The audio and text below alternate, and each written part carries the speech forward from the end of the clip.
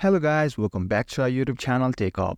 In today's video, we will learn on how to download Google Earth on your device. It's an easy and simple process. All you gotta do is watch this video till the end without skipping a part. So let's get started.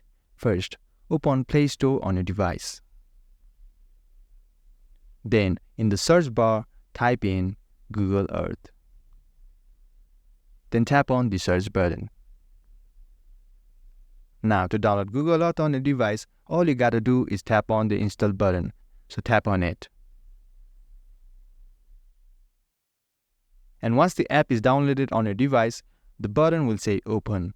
And guys, that was it. This is how you install Google Earth on your device. To open the Google Earth, simply tap on the open button.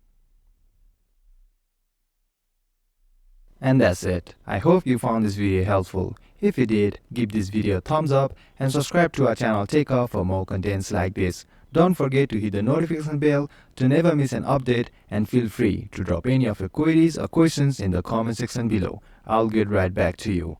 Thanks for watching and see you in next video.